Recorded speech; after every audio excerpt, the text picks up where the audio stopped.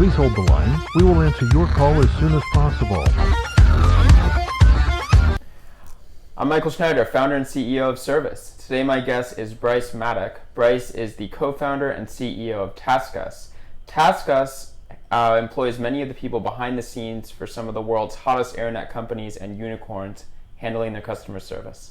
Great to have you here. Thank you for having me, Michael. I was just saying what an honor it is to be on such a cool program. You've put together quite an array of powerful thinkers in the realm of customer service and customer experience. So it's a great, I feel very, very fortunate to be on the program. Thanks, man. Yeah. Well, you're definitely worthy of it. Thank you. So we're at the Santa Monica Airport. What's the idea here? Is your Gulfstream on pre-order and you want to walk out and get on the plane, or like why headquarter a tech company at the Santa Monica Airport? So, first of all, we love Santa Monica. Jasper, who's my co-founder, and I went to Santa Monica High School together. And so we've been best friends for half of our lives. And we started the company in my parents' spare bedroom, basically. And that was on the other side of the airport. And when we decided to sort of upgrade and get the one-room office, a friend of ours had been renting from the city of Santa Monica here at the airport. And he said, look, rent's cheap and it's kind of a funky artistic community. Let's, get you guys in there. And you'll actually be able to hear planes sometimes in the background. So that it worked out really, really well. It was $800 a month for rent when we first started, and we slowly kind of expanded here. And it's been a great headquarters for a business that's about connecting the world, right? And so, like you said, our biggest presence is in the Philippines. We spend a lot of time on planes back and forth to there, but we've also got offices in El Salvador, and we just opened a call center in San Antonio, Texas, which is our first U.S. office. Cool. And so we see sort of aviation and air travel that connects all of us as sort of a symbol for TaskUs and the global workforce that we enable companies to leverage. So when is the TaskUs jet coming? We're a long way away from that. Jasper and I used to joke a lot about, one day we'll be able to walk out on the runway and fly to the Philippines. I don't know that that's ever going to happen. We're happy driving down the street to LAX and riding with everybody else. So I had Jordan Metzner on. Yes. A few weeks back. Yeah, Jordan's a great guy. And he told me this story that two guys came to him with an idea for starting a frozen yogurt empire in Argentina. And he completely crushed their dreams. And I've heard Jordan's side. I'm curious, how crushed were you, and how glad are you that you talked you out of that? Oh man! So first of all, we're totally crushed. So for those of you guys who don't know, Jordan, really powerful entrepreneur, founder, CEO of Washio, which unfortunately just closed up shop, and we were big customers of Washio's. But Jordan's going to bounce back. He's like just such a solid entrepreneur, and he, previous to Washio, had a very successful company in Argentina called California Burrito Company. And so he built all these burrito shops in South America, mostly in Buenos Aires. And so at the time, I was 22 years old, I was 21 years old actually. Jasper, who's my best friend, had just graduated from USC, and he talked me into quitting my investment banking job to move to Argentina to start a frozen yogurt empire. So you were on this very practical investment banking path. Completely. And he's like, let's go completely the other direction. So to understand that I was not totally insane, you got to understand that Jasper and I had been doing sort of entrepreneurial ventures together since we were in high school.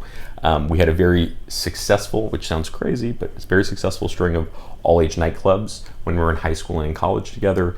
And I had wanted to stay in New York after college, so I got a job in an investment bank, which in many ways was the best thing I could do because I realized what I absolutely didn't want, which was to kind of put a suit on every single day and spend 14 hours behind spreadsheets. I think your outfit today is pretty much the polar opposite yes, of the iBanker. It's just as a preface, sometimes I do wear pants, but today's really hot in LA. And so Jasper and I had been best friends. I really trusted Jasper. And over Christmas that year, he was still in school and I'd been working in investment banking. He said to me, man, I've figured out the perfect idea. I studied abroad in Argentina, and the one thing that Argentinians all agree on is that they love ice cream. But there's no frozen yogurt. There's no healthy alternative to ice cream.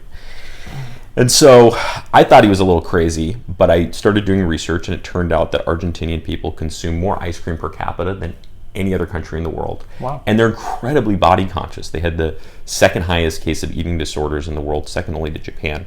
And so, to me, that was enough of a sort of, concentric circles, and you're like, let's do this. And it was, I was young enough to quit and take the risk. So Jasper and I... What'd your parents say, by the way, when you're in investment banking? My parents wanted me to go to stay in the Argentina. job. They were like, please stay in the job. Don't quit, don't quit, don't quit. My lease came up, and I decided I was going to make the leap. And what that meant for them was I moved back home. I was lucky enough to still have the bedroom that I grew up in, and they were very nice to provide that for me, but they made it very clear they were not going to provide me any money whatsoever, which I didn't think was a problem because I had saved up, I think, something like $15,000 for my investment banking job. And so I put about $10,000 of that into TaskUs, had the other $5,000 and said, I'll just live off this $5,000, for the next 6 months or whatever. I'll scrape by. But by that point, we'll be making money. I was very wrong about that. But we moved to Argentina, and you actually moved. You didn't just go on vacation there. it was a month. So I wouldn't say it was like we're going to go down to Argentina for a month. We're going to figure this thing out. We wrote a business plan. We met with a bunch of business prominent business individuals in Argentina. We met with a scientist who was going to concoct our yogurt flavors. We contracted with the company that was going to build our machines, and then we met Jordan. And Jordan basically sat us down, and he was very nice, didn't know either one of us, sort of cold emailed him and said, hey, we're two crazy kids with a dream very similar to yours. Will you tell us how we can do this? Mm-hmm. Jordan brought us into his burrito shop, and it was about 3 o'clock in the afternoon, and sort of between the lunch rush and the dinner rush. And he just sat down with us, and for 2 hours, he asked us questions. And then he spent maybe 15 minutes basically outlining for us why what we wanted to do was idiotic. And it was, in many ways, I think the best thing that a mentor can do for a mentee is just try to destroy their idea. Because if your idea is strong enough to stand up to that test, then you're really onto something. And he told us, you're going to be pulling money out of the ATM machine that your parents will be sending you to keep the business going. Employees are not going to show up to work. This is an incredibly employee-friendly nation. They're going to unionize against you. I mean, there's all sorts of things that we just totally hadn't considered. And Jordan had suffered through all this and came out the other side. But doesn't every entrepreneur go through that? They have an idea. Totally. The world tells them they're crazy. Totally. What was it about this that really took you out of it? There was just an authenticity in his pain. Okay. He was in the middle of it, right? He had just opened his second location. It was really tough, and he was putting all of his effort into it. And at the end, we were smart enough to ask, Jordan, if you could do it over again, what would you do? And he said, I would start a tech company in the US.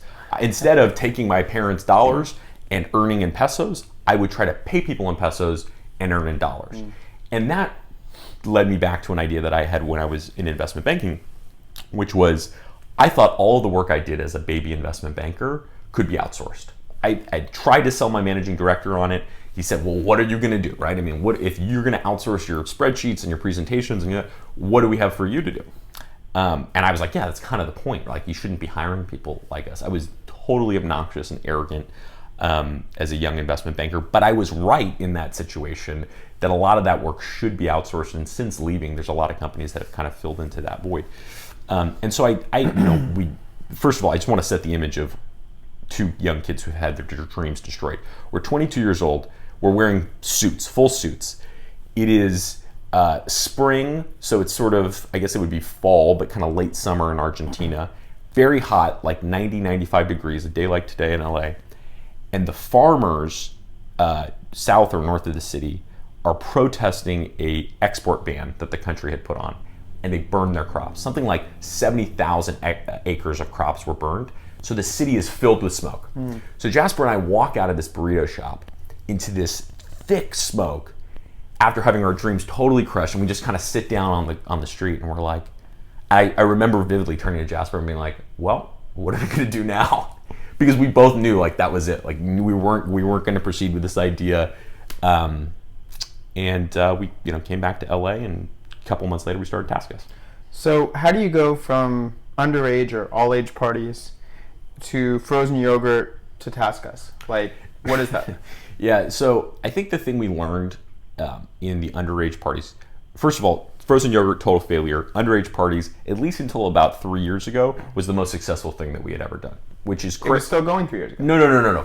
We basically, there was the first 3-4 years of TaskUs, we made less money than we made on 3 summers of underage parties. Got it. that's changed, thank God.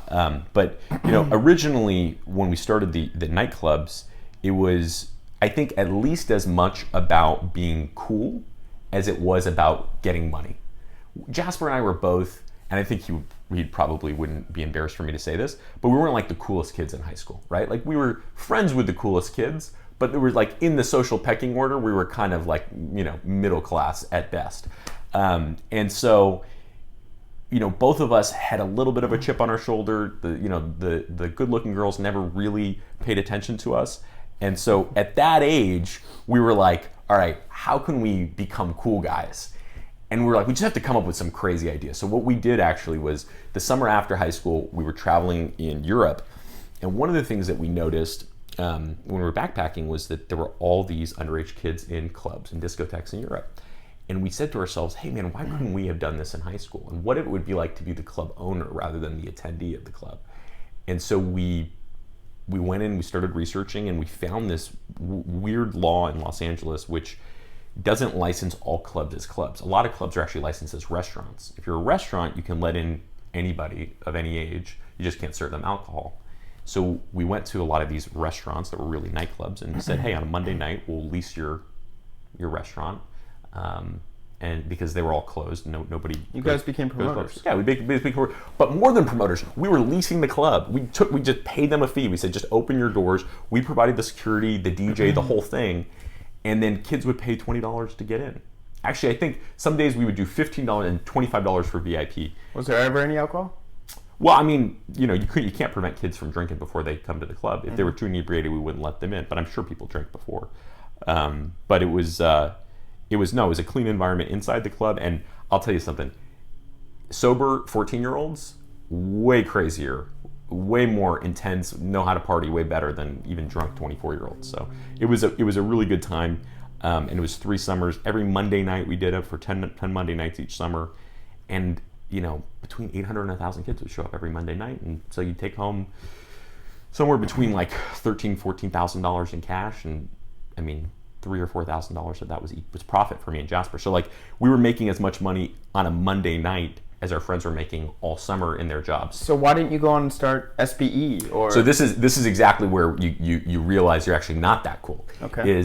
I think we kind of satisfied the fantasy, right? We became like the cool guys in the high school crowd, and then we took a hard look at it. And for sure, like SBE, and there's some great examples of people who have made a lot of money and also become the coolest people. We knew we weren't really going to do that. Like we knew that if we continue, we would be like the 26 or 27-year-old promoter who probably should be doing something else. And like, actually when we'd started TaskUs, I remember asking Jasper and him asking me, man, we'd be making more money if we were just promoting. Should we go back to just doing that? We threw a New Year's party the first year we were starting TaskUs. That New Year's, we threw a New Year's party because we were like, we're out of money. So we're like, all right, one thing we know how to do is throw a New Year's party. Let's throw a New Year's party. So you seed funded make a bunch of money. Yeah. By promoting. We're like, this is the last one we're going to do. And it was I mean, probably at least partially because nobody would show up after that year. But yeah, I mean, I think what we saw was at some point we were going to have to pick whether we wanted to be cool or build a real business. And outsourcing is about the least cool thing that you can do. But we've built a pretty real business about it. In between, there was a phase where the business was making no money and we weren't cool. And that was probably the most painful part. Maybe the cool girls in high school didn't look at you, but you guys have all the cool internet companies as clients. That's true. Now, we are very fortunate to be able to call some of the coolest companies I think that have been created in the last decade. So clients. Many people don't know TaskUs on this show. Yeah. And maybe they shouldn't because you're B2B and you're sort of behind the scenes, but just list some of your clients. So, I mean, as an example, and unfortunately, because we are behind the scenes, a lot of these guys we can't actually talk about. Okay. But, some that we can talk about, Twitter's Periscope product, Tinder, Whisper, what else? There's a whole list of them on our site. I don't want to get myself into too much trouble. Okay. It's fair to say that. But you guys provide the people. So when you have an issue with any of those companies and many more, yeah, it's your people that are actually responding and solving the problem. Yes. Basically. In the Philippines. Yes. Basically, we provide the customer support for, I'd say, the vast majority of unicorn companies. Not all, but the vast majority of unicorn companies. And so if you're talking to one of their customer service people, there's a high likelihood that it's our customer service people. Have you gone after those sort of unicorn and new age kind of cool kids because they get it and they view customer support as marketing and they actually invest in it and give a shit? Or have you gone after those just because you've known those people and it's easier to sell to them than Verizon? Yeah. It was definitely the latter in the beginning. When we started the business, we were a kind of a different business. We were trying to be a virtual assistant company. That didn't work. We pivoted and said this would be better if we just sold it to companies. Then we asked ourselves, well, who would buy this from us? And at the time, there's no way AT&T or Verizon or Time Warner or any of the biggest buyers of outsourced customer service were going to buy from the 23-year-old kids with a literally a one-room office that felt like a shack in the Philippines. But we knew that our entrepreneurial friends, who were much more successful than us, were building these big companies, would take a risk. And so initially we went to them and said, hey, we can do the work that you're doing in San Francisco or New York or LA for less money and we'll deliver at the same quality. And we were very lucky that some early entrepreneurs took a leap of faith on working with us. And through a lot of heartache, we proved out a model that really has worked.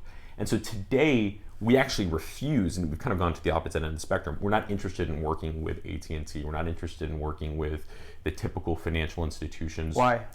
Because they have a playbook, right? And so their playbook is all about commoditization of customer service. When they bring a new vendor, most of these guys will have a dozen different vendors working for them simultaneously, and they'll light one up and turn one off as if they're sort of totally replaceable, and they'll hand them the playbook. Here's exactly how you do operations for, Bank of America.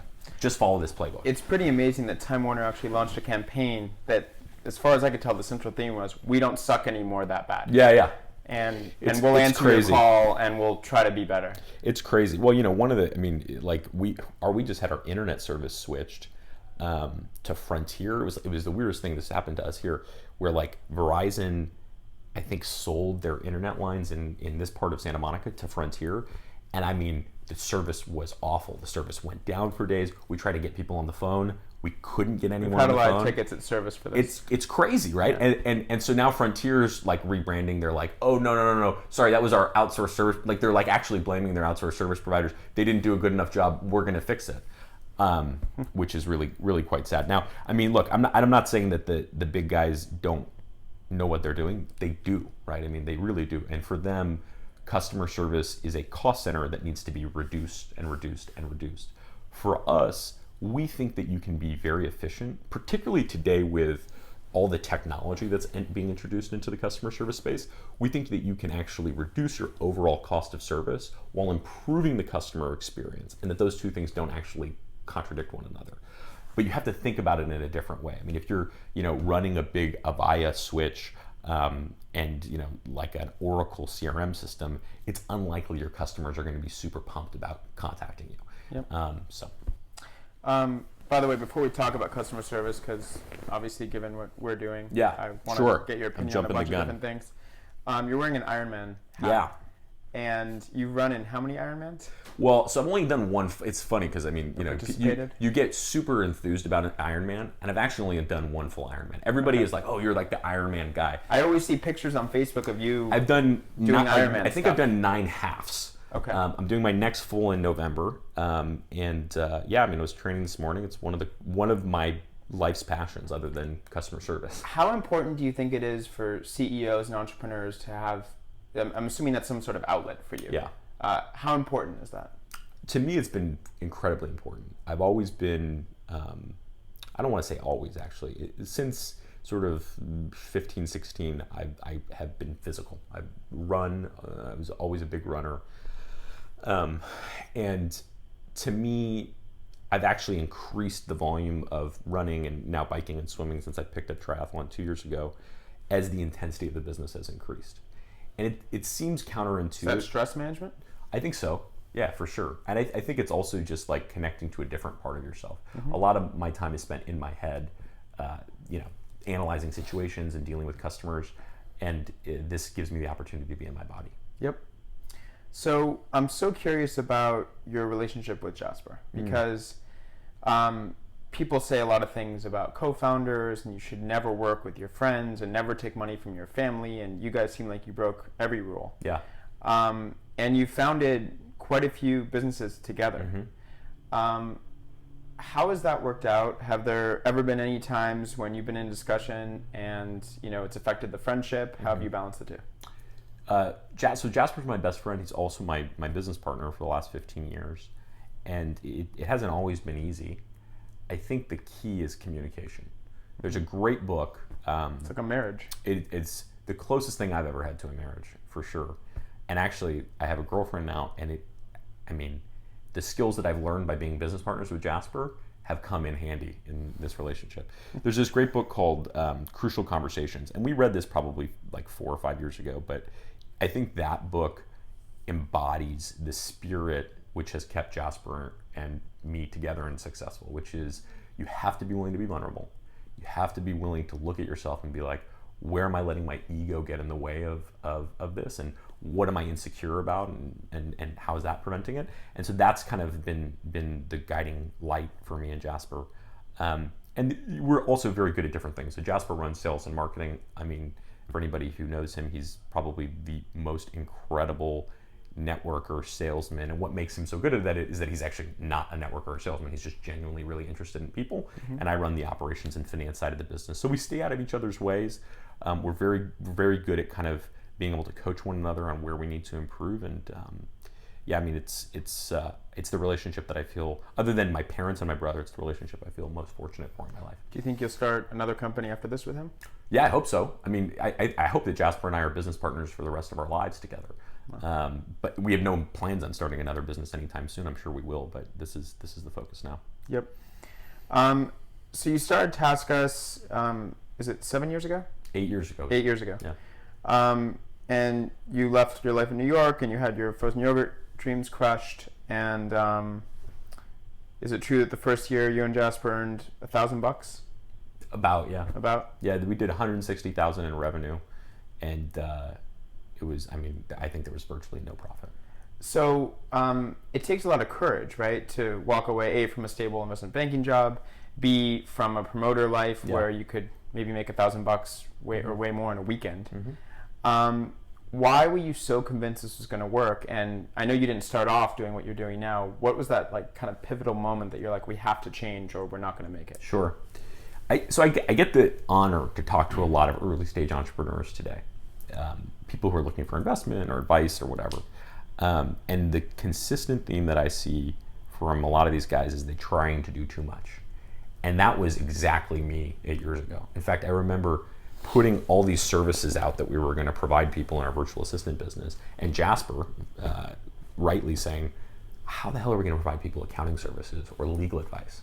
And my attitude was, oh, don't worry, we'll figure it out. We'll hire somebody, in Bangladesh or the Philippines or someone in the Midwest to be able to do that. And I was totally wrong. What ended up happening was we had this broad array of services that we offered to people, and we just did everything bad. Everybody who used our service initially was really, really disappointed. And I think what got us into the business and kept us in the business for that first year was probably ignorance, sort of foolhardy arrogance. Like, we looked at these stories of Mark Zuckerberg, so Facebook was kind of popular at the time, and other friends who had been really successful entrepreneurs, and we said, we can do that too. What kept us in the business eventually, so sort of if you kind of flash forward to year 3, maybe we're 2.5 to year 3.5, 4, was honestly just pure perseverance.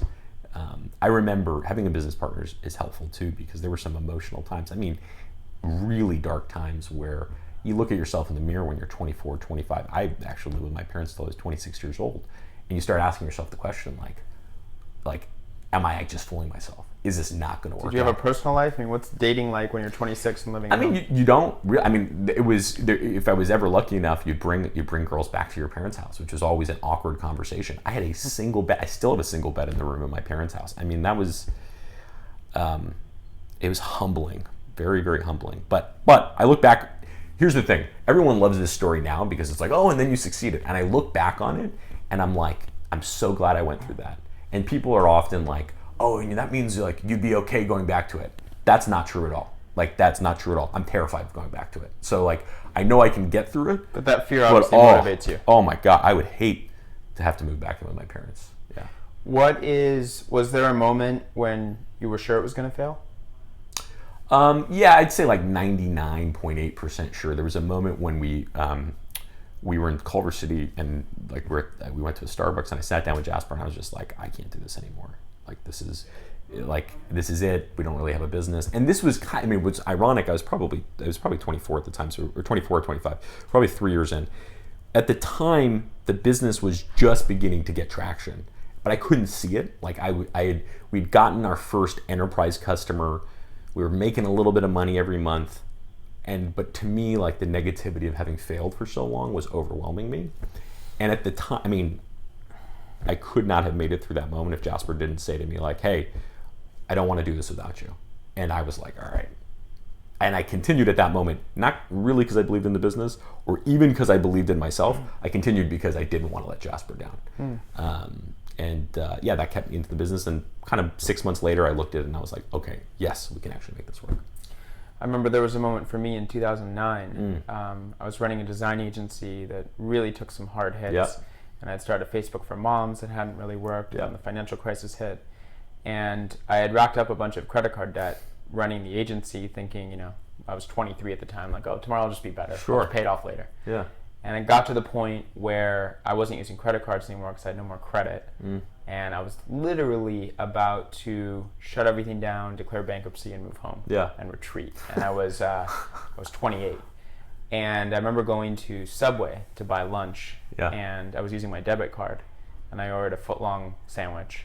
And I went and gave her my debit card, and the thing bounced. Oh! And I didn't burst into tears, but I was dying inside. I was like, you know what? I actually made a mistake. I just wanted a half a sandwich. Can you just turn me for a 6-inch? Praying that I had the like $4, whatever, and it cleared. Oh, wow. And I walked outside, and I remember being on 3rd Street Promenade crying. Yeah. But the alternative sucked. The alternative was move home and go get a job, which for me is like prison. Yeah.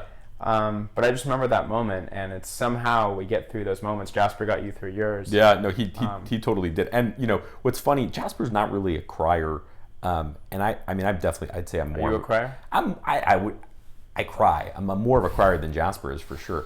I had this great moment, or not great, it was probably the darkest moment in the business, other than the one that I just told you about, where I went home one night and I had been working late, and I was working on a presentation for a networking group called BNI, Business Networking International, which is it's like a small person's business networking group. I don't know what we were doing in the business networking group, but it was like people who are like real estate brokers and insurance agents go there to swap leads. It was my turn to present my business, and I had taken it super seriously, and I put together this presentation, and I thought I was totally going to fail. And I had been at the business for a couple years, and it just wasn't taking off. And I went home, and I was sitting at the dinner table with my mom and my dad having dinner, and I just broke down. It was like sobbing, crying, those are real moments. I think that most entrepreneurs do go through, and the support of your friends, your families, your business partners, or just the downright belief in yourself, I think is the thing that gets you through those moments. I don't think it's talked about enough. I think a lot of people just look at like, oh, now they're successful, and it seems like this smooth line, and it just kind of never is. No, for sure. I think the other thing too is you always talk to successful people about not being successful, and it's like, oh, and then you were successful and it's great and happy ending. To me, at the time, the greatest people were my mentors who were really interested in me because I was not successful, but they could see the persistence and perseverance. And so now, like, the people I like to talk to are the ones who are like, I'm not giving up, but I'm struggling. Right? I'm not going to give up, but I'm struggling, because they're the most fascinating, and those are the ones where you can have the biggest impact. So let's talk about customer service. Yes. As you know, Service Started is a consumer app to solve consumers' customer service issues, and now we're interested in B2B and how we can help companies automate customer service. Yes. What do you see as the future of this business? What role do chatbots play? What role does AI play? Do you see a trend of companies coming back to the U.S. because they're augmenting their costs with software and so they can afford to do so? Talking about the future of the business. So I think we have to first or just look at customer service broadly. Traditionally, people don't like to talk to customer service unless it is an exceptional customer service experience. So you think about Four Seasons or someone like Zappos, people who are sort of known for excellent service. People actually sometimes look forward to having to deal with the concierge or the front desk or the sales representative in those cases. Nordstrom's another really good example. But those are really incredible brands that have actually invested heavily in customer experience, right? I think the vast majority of companies, the other 98% of companies, customer experience is not their central differentiator. And so for those businesses, talking to customer service agents or having to deal with an email service representative is actually a big negative. Even if the person does great work, it's still a negative for your brand. So we ascribe to sort of this philosophy which says, look, you have to decide if you want to invest heavily in customer service. If you want to invest heavily in customer service and have that be a differentiator against your competition, great.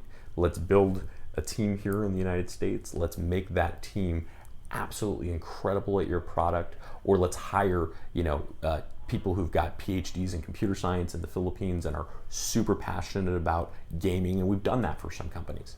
For the rest of companies that are looking to make their customers love them more, but not invest heavily, it's actually about reducing the customer's effort. It's about making the customer have less of a reason to contact you, and when they do need to contact you, resolving their issue as quickly as possible. And so when I think about technology, one of the things that I think is really interesting around like big data is you've got the ability to cull through all of these contacts, particularly if they're email, chat, or in-app contacts, and look at like what are the reasons people are contacting you? What are the responses that actually resolve that customer's issue? You got the ability to look at how customers jump from one channel to the next and say, why are they contacting us 3 or 4 different times? And so those are the types of things that I get really excited about when we talk about AI, big data, and natural language processing. And is that a person on the other end, or does it eventually become software or some sort of artificial intelligence? So I think the first piece that I'm talking about is just analysis. And so in order for an AI engine to do that type of analysis, you generally need to have the information tagged or annotated by a human being. And you're feeding that information into the engine. Sometimes you can just free write a response and that gets fed into the engine, and the engine learns, hey, for a billing issue, this is the best type of response. Then on the back end, you can begin to suggest responses, most popular responses that have high customer satisfaction rates, responses that have high resolution rates. And then I would say an agent at that point acts almost like an air traffic controller and just decides, all right, this response goes here and that response goes there, and almost decides between the best ones with some modification. I think at a certain point you get to, around AI, you get to a point where it's like, okay, we've got a 87% degree of confidence that this is the best answer. And for some companies, they'll just automate that completely and they'll go back to the customer. What that leaves left over are harder to solve issues, ones that maybe have 3 or 4 questions in them or are sensitive and involve security, safety concerns.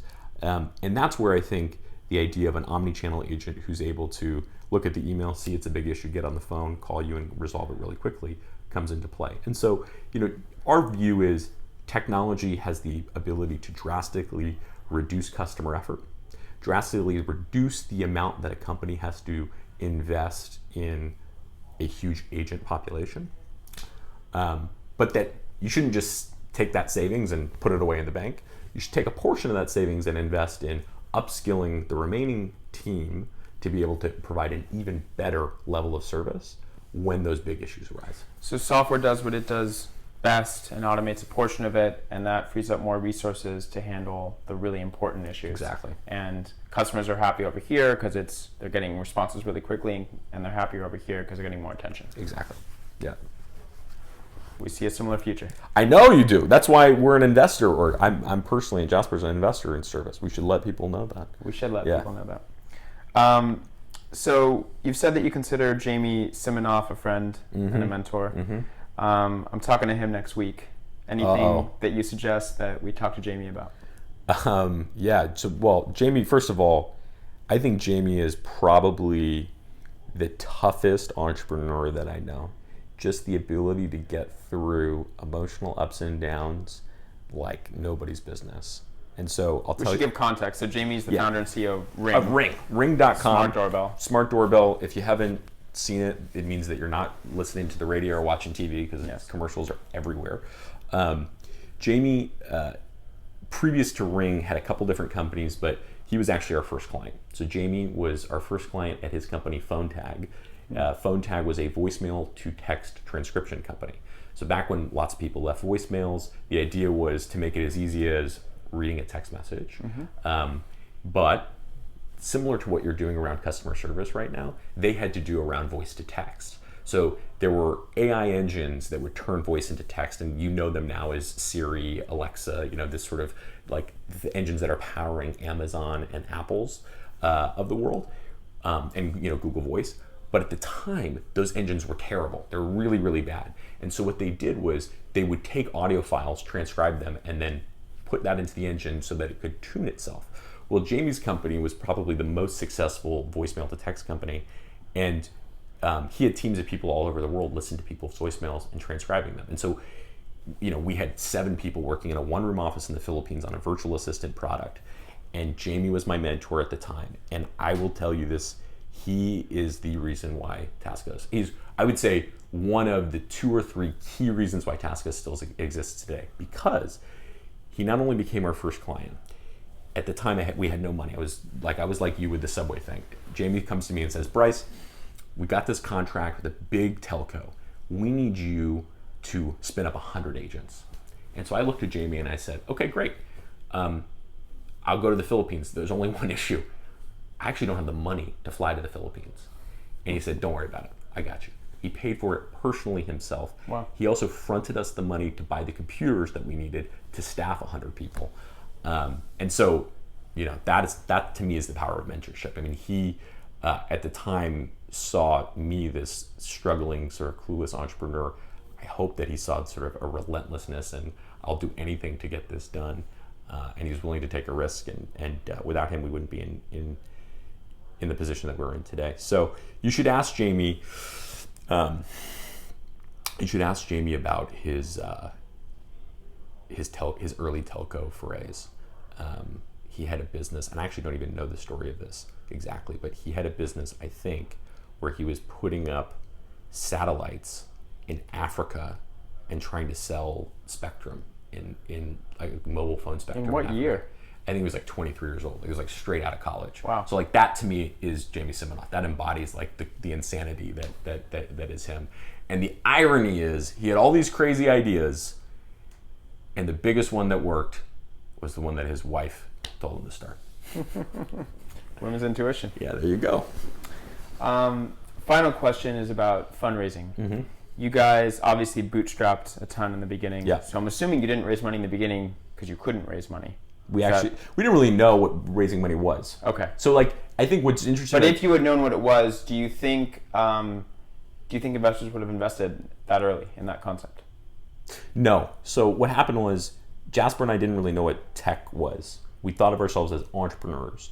We slowly got into the tech community through friendships with people like Jamie Simonoff, and other early guys like William Barnes, who's now runs the West Coast for Uber. At the time was a struggling t-shirt entrepreneur. Tyler Crowley, who was the right-hand man to Jason Calcanis at Mahalo, and he kind of brought us all together. Actually, Tyler kind of brought us all together. And so what was interesting is we didn't think of ourselves as technology entrepreneurs, but the exposure to technology got us our first clients. And it also made us begin to think about, maybe we should do this thing called fundraising. And so we talked to a couple early angel investors, and the feedback was always the same. But you guys are a service business, you don't really need money. And it was good that we didn't raise money initially, because they were right. We were a service business. Even though we weren't making much cash, we were basically cash flow positive. People would pay us for people's time, and then we'd pay people for their time. So why raise money 7 years in? So we raised $15 million 7 years in. We did it for two reasons. The first reason is we were growing exponentially. So we went from the year we raised money, we did 15 million in revenue. The next year we did 50 million in revenue. Wow. And so we needed to build lots of infrastructure in order to do that type of headcount growth. From basically 1,500 people to about 4,500 people. This year, the growth is pretty constant, but it's not that aggressive. So we've got 6,000 full-time employees today, and we'll do about 80 million in revenue this year. We needed the money to grow. Also, Jasper and I, as two young entrepreneurs who had 100% of our net worth in this business, we literally, at the time, were paying ourselves, virtually nothing. We had everything in the business. We wanted to take a little bit of money off the table. And it was tough for me because I knew that I was giving up a percentage of the business. But I decided to do it because I knew if everything blew up, and while I didn't think that was going to happen, but if it did, I was going to have to move back in with my parents. So it was like, that single bed terrifies you. It's literally like, you could not describe it better as the fund that ensures you don't have to move back home with mom and dad. And like, that clarity of mind has actually been very helpful as an entrepreneur. Cool. Bryce, thank you so much. Thanks so much, Michael. Great having you. Yeah. Did you like what you just saw? You want to see more? Go ahead and subscribe. We have new episodes every Tuesday. And if there's someone you want to see on the show, just add them as a comment down below. We'll take a look and we'll have them on if we can. Thanks again.